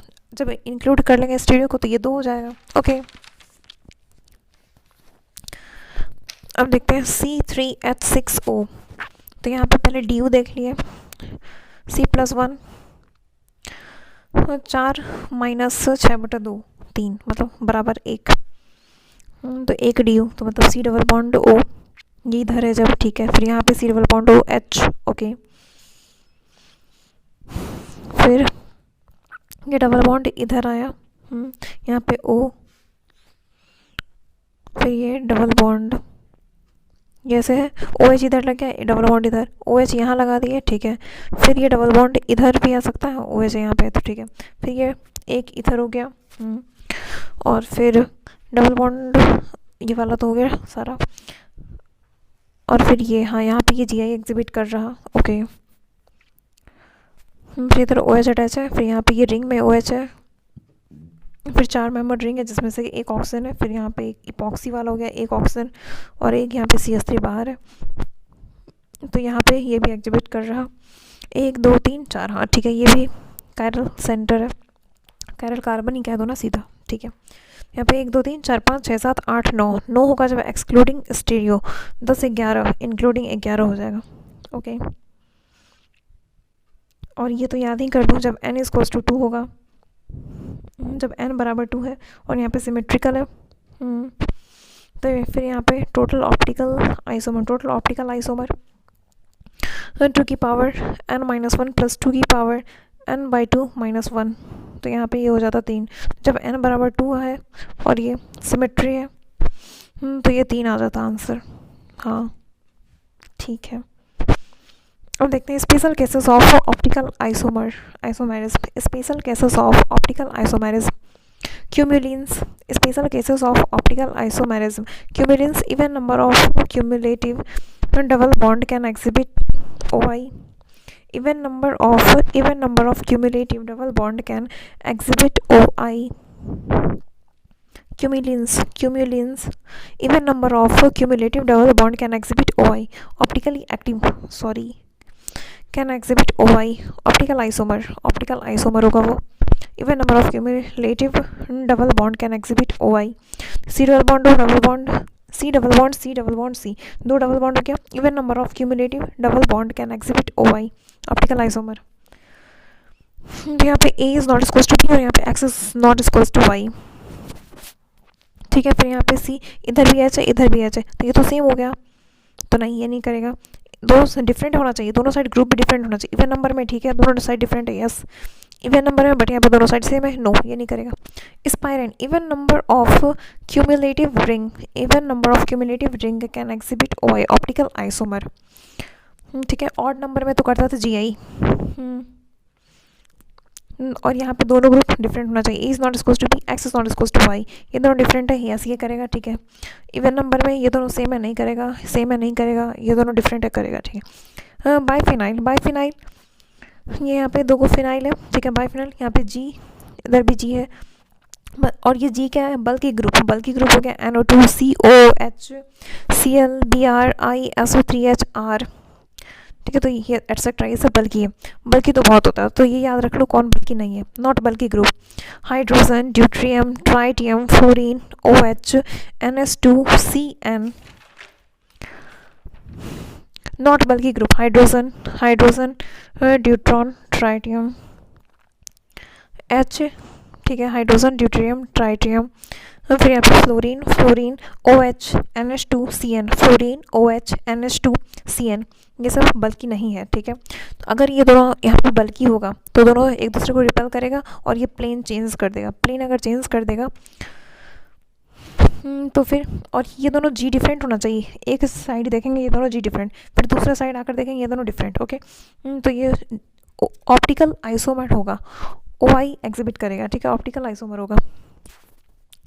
दो, ठीक है। बाइफिनाइल, बाइफिनाइल ये दोनों ग्रुप अलग है, इधर ये दोनों ग्रुप अलग है, एक फिनाइल पे दोनों ग्रुप अलग अलग होना चाहिए, तो ये ऑप्टिकल आइसोमर होगा, ओके। बल्कि है, पहले सबसे पहले देखेंगे बल्कि है, बल्कि है, यस। एक पे दोनों अलग है, यस। यहाँ पे एक पे ही दोनों सेम साइड है, नहीं ये नहीं करेगा। यहाँ पे ट्राइटियम आ गया, नहीं ये नॉट बल्कि है। फ्लोरीन यहाँ आ गया, नॉट बल्कि, तो ये ऑप्टिकली इनएक्टिव है। ठीक है। Total number of stereo isomer, total number of stereo isomer, total number of stereo isomer WXYZ कितना होगा, W plus X plus Y plus Z. अच्छा, तो यहाँ पे स्टीरियो आइसोमर 1 2 हो गया, और यहाँ से बीच से सिमेट्री प्रेजेंट है, और ये ऑप्टिकल आइसोमर पूछा है हमारा। Total number of stereo isomer, तो जहाँ GI का वहाँ GI का फॉर्मूला जहाँ ये लगे उसका यहाँ पे ये फॉर्मूला 2 की पावर n-1 प्लस 2 की पावर n/2 - 1, तो ये 3 आया, 2 का याद ही कर लो, ऑप्टिकल आइसोमर 3 होता है। ठीक है। फिर यहाँ पे ये देखो, यहाँ पे ये डबल बॉन्ड है, ठीक है। डबल बॉन्ड है, 1 2 1 2 3, यहाँ पे एक H, तो ये GI एग्जिबिट कर तो रहा है, कह सकते हैं।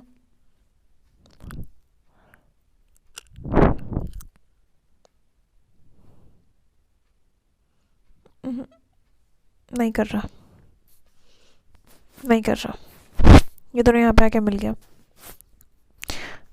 और एक बात, और जब हाँ जब साइकिल में देखते हैं तो यहाँ पे डाई सब्सटीट्यूटेड साइक्लो अल्केन देखते हैं, तो इसमें भी दोनों sp2 पे होना चाहिए, तो वो GI एग्जिबिट करता है। तो यहाँ पे एक कायरल है, तो ये x बराबर 2 हो गया, उसमें 2 की पावर n, हाँ ठीक है। फिर यहाँ पे ये देखो, ये यहाँ पे 2 कायरल है, अनसिमेट्रिकल है, 2 की पावर n, तो यहाँ 4 हो गया, ठीक है। फिर यहाँ पे ये 2 हो गया, सिमेट्रिकल है, तो ये ऑप्टिकल आइसोमर 3 हो गया, सबको ऐड कर दो, आ गया, ओके। अब देखते हैं conformal isomerism. Conformational isomerism arises due to few rotation around CC sigma bond, arises due to free rotation around CC sigma bond. There are infinite conformers. The energy for rotational energy around sigma bond is available at room temperature. There are infinite conformers, ठीक है। The energy for rotational energy around sigma bond is available at room temperature, ठीक है। Total conformers of methane is 0, हाँ क्योंकि यहाँ पे C और C के बीच में, यहाँ पे तो एक ही C है, तो इसका 0 होता, तो सिंपलेस्ट अल्केन क्या हो गया, ethane, CH3 single bond CH3, okay. अब देखते हैं इथेन, इसका Newman projection formula, front view, तो यहाँ पे ये सी 3H है, ठीक है, फिर इसके पीछे एक सी छिप गया और ये 3H है। अभी यहाँ पे थीटा इक्वल्स टू 0 डिग्री है, तो इसे कहेंगे इक्लिप्स्ड, ये है इक्लिप्स्ड फॉर्म। यहाँ पे थीटा इक्वल्स टू 0, ये हो गया eclipsed form, theta equals to 0, ठीक है। और ये थीटा कौन सा एंगल 0 है, ये डायहेड्रल एंगल, आगे वाला कार्बन और पीछे वाले कार्बन के कार्बन जो है, ठीक है, और फिर ये वाला और ये वाला, इसे जो है इसे कहते हैं डायहेड्रल एंगल कहते हैं, डायहेड्रल एंगल, ये है थीटा। यहाँ पे डायहेड्रल एंगल 0 है, तो ये हो गया इक्लिप्स्ड, ठीक है। जब ये 60 डिग्री से रोटेट किया तो इसे कहेंगे स्टैगर्ड, इक्लिप्स्ड 0 डिग्री, इक्लिप्स्ड, ये ऐसे अंडा की तरह होता है ना, तो अंडा जैसा 0 डिग्री लगता है, हाँ, तो जब 0 डिग्री पे तो इसे कहेंगे इक्लिप्स्ड, जब 60 डिग्री पे है तो इसे कहेंगे स्टैगर्ड, 60 डिग्री पे है तो कहेंगे staggered, okay. CH bond length, हाँ, CH bond length same, CH bond length same है, ठीक है। बॉन्ड एंगल ये भी सेम है 120 डिग्री, ठीक है, न्यूमैन के अकॉर्डिंग, क्योंकि फ्रंट से देख रहे हो तो ये 120 दिखेगा, ठीक है। Bond angle according to hybridization 109.5 degree, okay.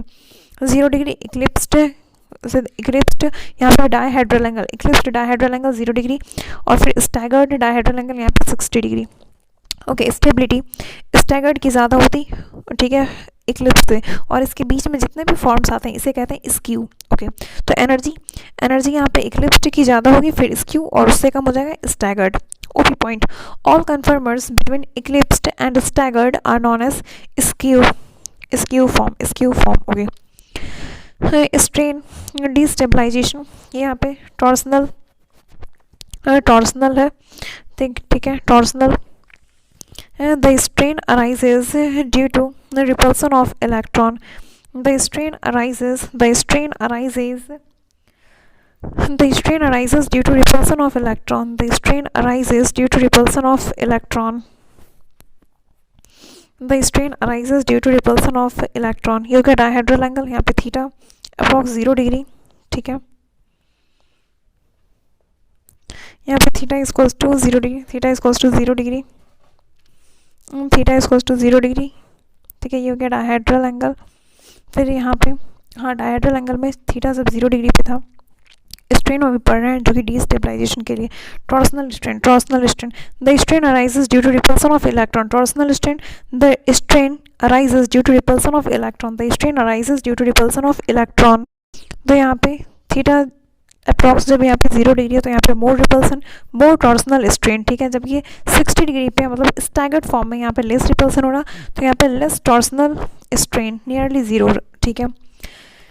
Energy profile, ये यहाँ पे एनर्जी ये इक्लिप्स्ड की ज़्यादा होती है, क्योंकि वहाँ पे रिपल्सन ज़्यादा हो रही, डेट्स वाई इक्लिप्स्ड की ज़्यादा, फिर यहाँ पे स्क्यू पे कम, फिर ज़्यादा, फिर कम, और ये बीच वाला सारा हो गया स्क्यू, हाँ, ठीक है। और फिर नीचे स्टैगर्ड, ये 60 डिग्री पे स्टैगर्ड, फिर और घुमा दिए, फिर और घुमाए 60 डिग्री, मतलब 120 पे, फिर पहुंच गए इक्लिप्स्ड, फिर स्टैगर्ड, ओके। अब देखते हैं सॉहर्ट्ज़ फार्मूला, साइड व्यू देखेंगे। सॉहर्ट्ज़ फार्मूला, साइड व्यू, सॉहर्ट्ज़ फार्मूला, ये साइड व्यू साइड से देखेंगे। इक्लिप्स्ड, यहाँ पे H, ठीक है, और फिर यहाँ पे भी H, ये साइड व्यू देखेंगे, इसे ही कहता है सॉहर्ट्ज़। फिर यहाँ पे 2 H ऊपर 1 H नीचे, फिर इधर 2 H ऊपर 1 H, ठीक है। ये इक्लिप्स्ड का था, हाँ, क्योंकि यहाँ पे देखो जब इसको ऐसे जोड़ेंगे, ये 0 डिग्री डायहेड्रल एंगल देख लो, हाँ। स्टैगर्ड, ये जब ऐसे है तो एक यहाँ ऐसे, एक इधर ऐसे, तो यहाँ ये जब इसको ऐसे जोड़ के देख लो तो ये 60 डिग्री का है डिफरेंस, ठीक है। डायहेड्रल एंगल 60 डिग्री का दिख रहा, यस। अब देखते हैं सेकेंड, प्रोपेन। एक H हटा के, यहाँ पे एक H हटा के मिथाइल लगा दिए, तो यहाँ पे CH2, यहाँ पे Me, फिर इधर CH3, यहाँ पे प्रोपेन, इधर CH3, CH2, और इधर यहाँ पे मिथाइल है, ठीक है। यहाँ पे C, इधर मिथाइल, यहाँ पे H, यहाँ पे H, ठीक है। ये हो गया थीटा इक्वल्स टू 0 डिग्री, ये हो गया eclipsed, theta equals to 0 degree eclipsed, ठीक है। फिर यहाँ पे 60 डिग्री, ये हो गया स्टैगर्ड, तो यहाँ पे भी स्टैगर्ड 60 डिग्री, इसकी स्टेबिलिटी ज़्यादा है, फिर स्क्यू, फिर इक्लिप्स्ड, फिर यहाँ पे और एनर्जी सबसे ज़्यादा होगी इक्लिप्स्ड की, फिर स्क्यू, फिर स्टैगर्ड, ओके। एनर्जी गैप यहाँ पे थोड़ा ज़्यादा होगा उससे, हाँ, क्योंकि यहाँ पे मिथाइल आ गया, रिपल्सन ज़्यादा होगा, डेट्स वाई, यस। अब देखते हैं ब्यूटेन। ब्यूटेन यहाँ पे CH3 है, तो यहाँ पे इथाइल नहीं लगा सकते, तो एक एच इधर से हटाए, एक एच इधर से हटा के दोनों जगह मिथाइल मिथाइल लगाए। ओके, और फिर यहाँ पे ये फुली इक्लिप्स्ड है, हाँ, क्योंकि अभी यहाँ पे थीटा इसको टू 0 डिग्री। जब इसको 60 डिग्री से ऐसे रोटेट किए देन गॉच कहेंगे, मतलब यहाँ पे जो ये जो स्टैगर्ड है, इसे नाम दिया गया गॉच। जब यहाँ पे मिथाइल 60 डिग्री पे है तो इसे नाम दिया गया गॉच।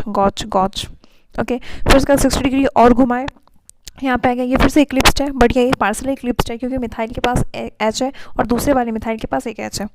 ठीक है, ये हो गया पार्सली इक्लिप्स्ड। फिर इसके बाद जब 60 डिग्री और घुमाए तो ये फिर से स्टैगर्ड की तरह आ गया, और यहाँ पे इसे कहते हैं एंटी, क्योंकि अब मिथाइल और मिथाइल एंटी पोजीशन पे है। ठीक है, तो पहले फुल इक्लिप्स्ड, फिर गॉच, फिर उसके बाद पार्सली इक्लिप्स्ड, मिथाइल और एच एक जगह था यहाँ पे। ठीक है, ये हो गया फुल इक्लिप्स्ड, गॉच, ये पार्सली इक्लिप्स्ड, एंड देन यहाँ पे एंटी, ये स्टैगर्ड। ओके, स्टेबिलिटी एंटी की ज़्यादा है क्योंकि यहाँ पे मिथाइल 180 डिग्री पे सबसे ज़्यादा दूरी पे है, इससे ज़्यादा दूरी पे ये नहीं हो सकता। तो यहाँ पे हो गया ये स्टेबिलिटी एंटी की सबसे ज़्यादा। ठीक है, फिर उससे कम गॉच, उससे कम पार्सली इक्लिप्स्ड, उससे कम full eclipsed. Okay, stability anti की हो गई, फिर उसके बाद गॉच, एंटी से कम गॉच। ठीक है, फिर गॉच के बाद partially eclipsed and then full eclipsed. Energy anti की सबसे ज़्यादा एनर्जी होगी फुल इक्लिप्स्ड, उससे कम पार्सली इक्लिप्स्ड, उससे कम गॉच, और सबसे कम ये एंटी। अब देखते हैं strain van der Waals. The strain arises due to repulsion of bulky group. The strain arises due to repulsion of bulky groups like alkyl group, van der Waal strain और repulsion। van der Waal strain और repulsion भी से कहते हैं। ठीक है, the strain arises due to repulsion of bulky group। The strain arises due to repulsion of bulky group। The strain arises due to repulsion of bulky group like alkyl group, जो कि van der Waal strain और repulsion, ये क्या torsional strain। Because the strain arises due to repulsion of bulky group। The strain arises due to repulsion of bulky group like alkyl group। van der Waal strain और repulsion, ये से कहेंगे टॉर्सियोनल strain. हाँ, और यहाँ पे इलेक्ट्रॉन के भी बीच में रिपल्सन हो रहा है, तो ये हो गया टॉर्सियोनल स्ट्रेन। हाँ, ठीक है, और फिर the strain arises due to repulsion of bulky group दोनों मिथाइल है, तो यहाँ पे ये हो गया van der Waal स्ट्रेन। ठीक है, तो इथेन में सिर्फ और सिर्फ टॉर्सियोनल था, प्रोपेन में भी टॉर्सियोनल, बट ब्यूटेन में torsional plus van der Waal strain दोनों है। ठीक है, अब देखते हैं एनर्जी प्रोफाइल। सबसे ज़्यादा एनर्जी फुल इक्लिप्स्ड, फिर जब 60 डिग्री घुमाते हैं तो यहाँ गॉची पे पहुँच जाते हैं, तो इसकी तो कम है। ठीक है, इससे ज़्यादा पार्सली इक्लिप्स्ड, फिर 60 डिग्री घुमाने में पार्सली इक्लिप्स्ड, फिर सबसे कम है ठीक है, अब देखते हैं gauche effect. Gauche is more stable than anti when hydrogen bonding is present. FON, F के साथ HO, चाहे O के साथ HO, चाहे N के साथ HO, FON, ये तीनों क्या करता, हाइड्रोजन बॉन्डिंग करता। ठीक है, CH2F CH2OH, यहाँ पे CH2F और यहाँ पे CH2OH है, तो यहाँ पे हाइड्रोजन बॉन्डिंग हो जाएगा। यहाँ पे F है और यहाँ पे H ऑक्सीजन से कनेक्ट है, FON किसी से भी कनेक्टेड हो H, और यहाँ पे ये इलेक्ट्रोनेगेटिव, और यहाँ पे डेल प्लस, यहाँ डेल माइनस, यहाँ पे हाइड्रोजन बॉन्डिंग हो गया। तो यहाँ पे 5 मेंबर चीलेट बन गया, 1 2 3 4 5 5 मेंबर चीलेट बन गया। That's why gauche is more stable than anti when hydrogen bonding is present. ऐसे क्या होता है, stability when hydrogen bond absent होता है तो फिर एंटी की सबसे ज़्यादा होती है, फिर गॉच, फिर पार्सली इक्लिप्स्ड, फिर फुल इक्लिप्स्ड, ये हो गया स्टेबिलिटी। बट जब हाइड्रोजन बॉन्डिंग हो गई तो फिर गॉच की ज़्यादा हो गई एंटी से, then partially eclipsed and then full eclipsed. Okay, अब देखते हैं साइक्लोहेक्सेन। इसमें मेनली हमें फॉर्म के बारे में पढ़ना पड़ता है, तो ये हो गया चेयर फॉर्म, ये ऐसे कुर्सी की तरह ऐसे ये दिख रहा चेयर फॉर्म। ठीक है, फिर सेकंड ट्विस्ट बोट, ये हो गया ट्विस्ट बोट, जैसे मुड़ा हुआ है ट्विस्ट बोट। इसी के पास एक ऑप्टिकली एक्टिव यही होता है बस एक जो कि ऑप्टिकली एक्टिव है, इसका मिरर इमेज होता, ठीक है। ये ऑप्टिकली एक्टिव है, ये ऑप्टिकली एक्टिव है। ये हो गया चेयर, ये हो गया चेयर, ठीक है। Cyclohexene, cyclohexene, cyclohexene, cyclohexene, cyclohexene, ये चेयर है। साइक्लोहेक्सिन, ये चेयर है यहाँ पे, ठीक है। फिर यहाँ पे ये ट्विस्ट बोट, ये ट्विस्ट बोट, ये ऑप्टिकली एक्टिव है। ट्विस्ट बोट ऑप्टिकली एक्टिव है। ये यहाँ पे बोट, ये यहाँ पे फिर बोट हो गया। बोट ये ऐसे बोट जैसा ही दिख रहा है बोट, ठीक है। फिर ये हाफ चेयर, हाफ चेयर टूटा हुआ कुर्सी, बस यहाँ पे इसका ऊपर है, नीचे का ये है ही ना डंडा बैठने का ही, और ये ऊपर नीचे का है ही नहीं, तो ये क्या है half chair. Half chair, half chair, ये हाफ चेयर, ये आधा कुर्सी जैसा दिख भी रहा है। चेयर हो गया, ट्विस्ट बोट, बस यही एक है जो ऑप्टिकली एक्टिव है, ठीक है। फिर ये बोट हो गया, ट्विस्ट बोट, बोट हो गया, और ये हाफ चेयर। स्टेबिलिटी सबसे ज़्यादा कुर्सी की स्टेबिलिटी, हाँ भाई आराम से बैठ पाते हैं, तो कुर्सी की स्टेबिलिटी सबसे ज़्यादा है। स्टेबिलिटी सबसे ज़्यादा चेयर की है, ठीक है। फिर ट्विस्ट बोट, फिर ट्विस्ट बोट, फिर बोट, फिर हाफ चेयर। अच्छा, चेयर की स्टेबिलिटी सबसे ज़्यादा, ठीक है। फिर ट्विस्ट बोट, हाँ इसकी एक खूबियत भी तो है, ये ऑप्टिकल एक्टिव है, ऑप्टिकली एक्टिव है, ठीक है। चेयर, इसके बाद ट्विस्ट बोट, फिर half chair, okay. Energy just opposite कर दो, स्टेबिलिटी चेयर, फिर ट्विस्ट बोट, फिर half chair, okay. Which one has maximum torsional strain, maximum torsional strain, number of electron जब बहुत ज़्यादा होगा। यहाँ पे CS3 है, और यहाँ भी एक है, तो सबसे ज़्यादा तो यहीं पे हो रहा है भाई, हाँ ठीक है। What are the type of isomer in the following pair, what type of isomer in the following pair. ये यहाँ पे, ठीक है, तो एंगल में चेंज हुआ है, मतलब डायहेड्रल एंगल में चेंज हुआ है, हाँ तो फ्री रोटेशन करवा सकते हैं, तो ये conformers, optical isomer, geometrical isomer, positional नहीं, ये कन्फर्मर्स है, क्योंकि यहाँ पे फ्री रोटेशन हो रहा, ठीक है। Most stable conformers of ethylene glycol, most stable configuration of, most stable conformational of ethylene glycol, यहाँ पे OH है, ठीक है। यहाँ पर ऑक्सीजन और इसका H, ये दोनों हाइड्रोजन बॉन्डिंग हो जाएगा, तो यहाँ पे गॉज की ज़्यादा स्टेबिलिटी होगी एंटी से, ठीक है। Which is highly stable, which is highly stable, यहाँ पे OH ये एंटी पोजिशन पे है, यहाँ पे OH पास में, तो ऑक्सीजन ये नेगेटिव है, और ये हाइड्रोजन के साथ ये हाइड्रोजन बॉन्डिंग कर लेगा। OH में हाइड्रोजन बॉन्डिंग होती है, हाँ, तो यहाँ पे हाइड्रोजन बॉन्डिंग हो जाएगी। फिर यहाँ पे NO2 OH, ये तो 90 पे है, ठीक है। फिर यहाँ पे NO2 और OH, OH यहाँ पे NO2 यहाँ पे O हो गया, ठीक है। OH का यहाँ पे H, तो O और यहाँ पे, हाँ तो यहाँ पे भी हो गया हाइड्रोजन बॉन्डिंग, तो यस इसकी गॉज की यहाँ पे ज़्यादा स्टेबिलिटी हो गई एंटी से, ठीक है। अब यहाँ पे NO2 इधर NO2 एंटी से, और फिर यहाँ पे गॉज में दोनों, बट यहाँ पे NO2 यहाँ पे तो हाइड्रोजन ही नहीं है, NO2 के पास हाइड्रोजन नहीं, तो यहाँ पे हाइड्रोजन बॉन्डिंग नहीं हो, तो यहाँ पे स्टेबिलिटी एंटी की ज़्यादा होगी, ठीक है। Which compound shows metamerism, metamerism के लिए झमाझम दोनों साइड चेन चलनी चाहिए, मेटामेरिज्म है, दोनों साइड चेन चलनी चाहिए।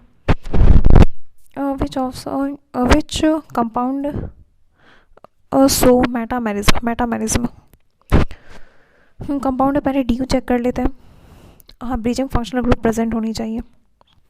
यहाँ पे DU 4 - 4 = 0, तो यहाँ पे 1 2 3, यहाँ बीच में एक O है, ठीक है, बीच में एक और लिख सकते हैं, इधर 2 इधर, बट अगर जब इसको यहाँ पे करेंगे तो भी तो सेम पोजिशन आ गया, नो अदर मेटामेरिज्म, दूसरा कोई नहीं है, ठीक है। यहाँ पे CS3H6O, यहाँ पे DU 4 - 3, यहाँ पे 1 हो गया, तो यहाँ पे C डबल बॉन्ड हो CC, क्या इसका दूसरा कोई बनेगा, नहीं, नो अदर मेटामर। यहाँ पे C4H10O, तो यहाँ पे 5 - 5, यहाँ पे क्या होगा 0, CC, ठीक है। फिर यहाँ पे C, यहाँ पे O, फिर यहाँ पे C, हाँ भाई दोनों साइड झमाझम चैन अलग अलग तरह से चल रही है, ये मेटामर्स है, ठीक है। C5H, यहाँ ब्रीजिंग फंक्शनल ग्रुप ही नहीं है, नहीं ये नहीं होगा। With respect to the other conformers, with respect to the conformers of ethane, which of the following is true? Bond angle changes but bond length remains same, ना। bond angle change, bond length remains same, ना। bond angle and bond length remains, हाँ दोनों same होती, क्यों, यहाँ पे dihedral angle change होता है, बॉन्ड एंगल तभी भी दोनों के बीच में 120 ही है, हाँ अगर न्यूमैन प्रोजेक्शन से देखें तो अगर न्यूमैन प्रोजेक्शन से देखें तो हाँ ऐसे तो यस 109.5 डिग्री 109.5 डिग्री अगर हाइब्रिडाइजेशन से देखें तो, ठीक है। Which of the following acids does not exhibit which of the following acids does not exhibit optical isomerism? Lactic acid, COH, CHOH, यहाँ पे CH3 क्या पूछा है? Not optical E isomer. अरे राम 2012 का क्वेश्चन है और तो सारा स्ट्रक्चर हमें याद रखना पड़ेगा भाई। तो lactic acid COH CHOH CH3 COH CHOH CH3 ये लैक्टिक एसिड का है, ये ऑप्टिकली एक्टिव है। Tartaric acid COH COH COH COOH ये दोनों यहाँ पे कायरल है, हाँ ठीक है। नॉट ऑप्टिकल आइसोमर, और जब ऐसे नाम में लिखा हो तो हम लोग यहाँ से नहीं कर बता सकते कि ये ऑप्टिकली इनएक्टिव हो जाएगा, ये मीज़ो है, हमें स्ट्रक्चर तो नहीं गिवन है, that's why. Okay, malic acid C double bond C, इधर COH इधर COH, तो जैसे यहाँ पे डबल बॉन्ड है ना, तो यहाँ पे ये GI एग्जिबिट या फिर सिस हो या फिर ट्रांस हो, GI तो एग्जिबिट कर रहा, हाँ। और यहाँ पे ये देखो प्लेन ऑफ सिमेट्री प्रेजेंट है, तो ये हो गया optically inactive, plane of symmetry है तो सही, हाँ। मैलिक एसिड जैसे यहाँ पे प्लेन ऑफ सिमेट्री प्रेजेंट, तो ये ऑप्टिकली इनएक्टिव हो गया, ओके। फिर यहाँ पे अल्फा अमाइनो एसिड RCH, यहाँ पे NH2COH, alpha amino acid RCH COH, यहाँ पे NH2, तो फिर RCH, हाँ ठीक है, ये तो कैरल है, तो फिर यहाँ पे यही एक हो गया, ओके। अब यहाँ पे ये देखो ये एक, हाँ ठीक है, एक ये है, एक स्पाइरेन है और एक डबल बॉन्ड है, और यहाँ पे अलग अलग ग्रुप है, यहाँ भी अलग अलग ग्रुप है, तो यस ये क्या ऑप्टिकली एक्टिव। यहाँ पे COH और यहाँ पे भी COH और यहाँ पे प्लेन ऑफ सिमेट्री है, तो ये ऑप्टिकली इनएक्टिव हो गया, ओहो ओके। 1 2 1 2 ज़्यादा प्रायोरिटी डबल बॉन्ड की सेम पोजीशन पे, तो 1 2 3 4 5 6 1 2 3 4 1 2 3 4 5 6, ओके। तो यहाँ पे 2E 2 ब्रोमो 2E, सब पे अलग अलग इफेक्ट होता है भाई। 2E 2 ब्रोमो हेक्स 2 इन 4 आइन, हाँ। और फिर यहाँ पे 2 पे E क्यों लिखे? क्योंकि इधर ब्रोमोन मतलब ब्रोमीन, और यहाँ पे एक H अगर इधर लिखेंगे तो फिर यहाँ पे नीचे 1 आया, ठीक है, हाँ। और फिर यहाँ पे ऊपर 1 आ रहा, तो फिर E ही तो है, ET, हाँ सही है। फिर यहाँ पे which pair of compounds are positional isomers, यहाँ पे CHO, यहाँ पे C डबल बॉन्ड, ये तो यहाँ पे एल्डिहाइड कीटोन, ये तो फंक्शनल हो गया, ठीक है। क्या पूछा? पोजिशनल पूछा। यहाँ पे C डबल बॉन्ड हो वो सेम है, ठीक है, अलग अलग झमाझम रिंग चल रही है, मतलब ये मेटामर्स है, ठीक है। और हाँ पोजीशन चेंज हो रही है फंक्शनल ग्रुप की, तो यस पोजिशनल आइसोमर से भी कह सकते हैं, ठीक है। और अदर ऑप्शन देख लेते हैं, यहाँ पे कीटोन और यहाँ पे एल्डिहाइड, ये तो फंक्शनल हो गया, फंक्शनल ग्रुप चेंज हो गया, फंक्शनल आइसोमर है, ठीक है। यहाँ पे कीटोन C डबल बॉन्ड हो और यहाँ पे एल्डिहाइड, और ये दोनों तो 1 2 3 4 5 1 2 3 4 5 5 कार्बन तो है, बट हाँ ठीक है, तो ये दोनों तो फंक्शनल हो गया ना, तो नहीं ये भी नहीं होगा, तो बस एक यही बचा, तो ठीक है option C, okay. This chapter is now over, so thank you, जय हिंद, जय भारत, वंदे मातरम। रख हौसला वो मंजर भी आएगा, प्यासे के पास चलकर समंदर भी आएगा, थक कर यूं ना बैठ ए मंजिल के मुसाफिर, मंजिल भी मिलेगी और मिलने का मज़ा भी आएगा। Don't be over think, ups and downs कुछ भी माइंड में आते रहता है, ठीक है, डेट्स नॉर्मल, सब हो जाएगा सही समय है, बीत जाएगा और सब बढ़िया होगा, ठीक है, बस लगे रहो, वर्क, बाय।